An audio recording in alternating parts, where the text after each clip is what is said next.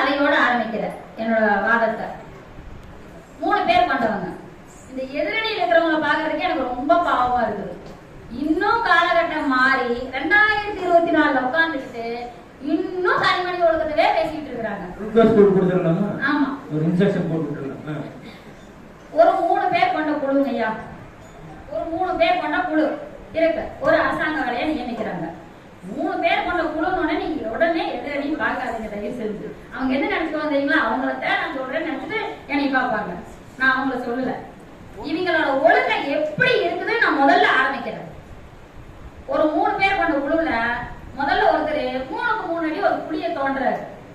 பின்னாடியே வர ஒருத்தர் ஒரு குழிய போட்டு மூடுறாரு.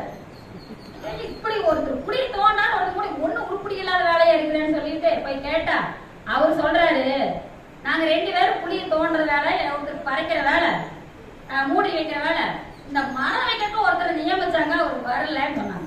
அவர் வரலைங்கிறதுக்காக எந்த வேலையெல்லாம் நாங்க இருக்க முடியாது. நாங்க ரொம்ப தனி மனித ஒழுக்கத்தோட இருக்கிறவங்க. அதனால எந்த வேலையை நாங்க அப்படியே செய்வோம் அப்படின்னு சொல்லி இப்படிதான் முடிச்சாங்க. அப்போ உங்களோட சமுதாய ஒழுக்கம் இப்படிதான் இருக்குது ஐயா. இவங்க சொன்னதெல்லாம் சரி வந்துருச்சு. காய்ச்சல் வந்துருச்சு. வராதுக்கு முன்னாடி நீங்க நிலவேம்பு கசாயத்தை குடிங்க, தடுப்பூசி போட்டுக்கு என்ன வேணா பண்ணுங்க. வந்துருச்சு, என்ன பண்ணலாம்? பெரிய நோய் வந்துருச்சு, என்ன பண்ணலாம்? வெட்டி வீசலாமா வேண்டாம்? நடுவரையா நீங்க தான் சொல்லணும். வெட்டி வீசலாம் யாருன்னு சொல்லுங்க. ஆமா. அப்புறம் இந்த அப்புறம் ஒரு 100 பேர் கொண்ட ஒரு வரிசை இருக்குதுங்க ஐயா. அந்த வரிசையில போய் நம்ம நிக்கிறோம். 10 பேர் மட்டும்தான் எங்களை மாதிரி ஒழுக்கத்தை கடைசி வரைக்கும் கடைபிடிக்கணும்னு சொல்லி நின்னுக்கிறாங்க. நீங்க 90 பேர் இருக்கிறாங்க பாத்தீங்களா? அந்த 90 பேர் எனக்கு அந்த வேலை இருக்குது, எனக்கு இந்த வேலை இருக்குது, நான் அடிச்சு பிடிச்சோம், 100 ரூபாய் டிக்கெட் கொடுத்து முன்னாடி போகணும், இப்படியே பேசிட்டு அந்த ஒழுக்கத்தை மீறிய வேண்டியது. இவங்க என்ன பண்ணலாம்? 2 பக்கம் ஒரு நீளமான சட்டங்கிற கையில போட்டுதான் இங்க இருக்க முடியும். வேற ஏதாவது பண்ண முடியுமா?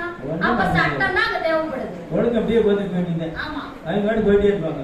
நீங்க காலங்காலமா ஒழுக்கம் ஏங்க 2000 வருஷத்துக்கு முன்னாடி திருவள்ளுவர் சொல்லாத ஒழுக்கமா கடைபிடிச்சிட்டீங்களா?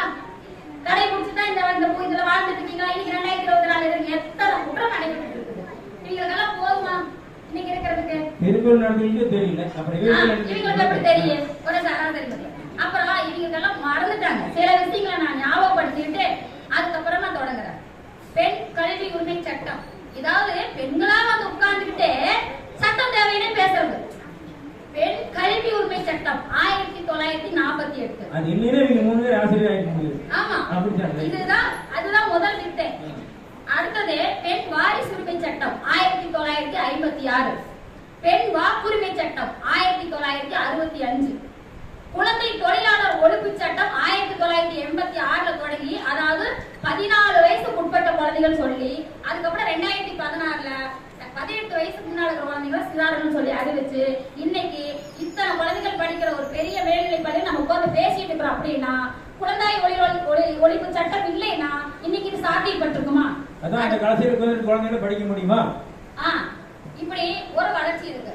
இவங்க எல்லாருக்கும் என்ன வேணும்? எங்களுக்கு கல்வி உரிமை சட்டத்துல கல்வி வேணும், சொத்து உரிமை சட்டத்துல சொத்து வேணும், பெண் சம உரிமை சட்டத்துல எல்லா சகவிதமான உரிமைகளும் வேணும்.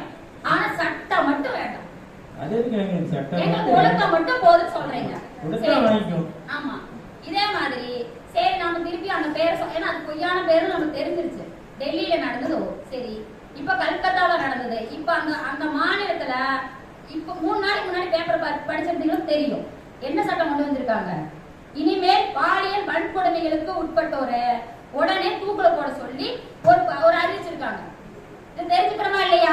சட்டம் முதல்ல தெரிஞ்சுக்கங்க. சட்டத்தை தெரிஞ்சுக்காது இருக்கிறதா பிரச்சனையே. 3 நாளைக்கு முன்ன நடந்தே தெரிஞ்சுக்க முடியல. ஆமா, நீங்க 2000 வருஷத்துக்கு முன்னாடி எப்படி தெரிஞ்சுவாங்க? ஒழுக்கம் இருக்குதா? ஒழுக்கம் எது? உங்க வாசல் வரைக்கும் தான்.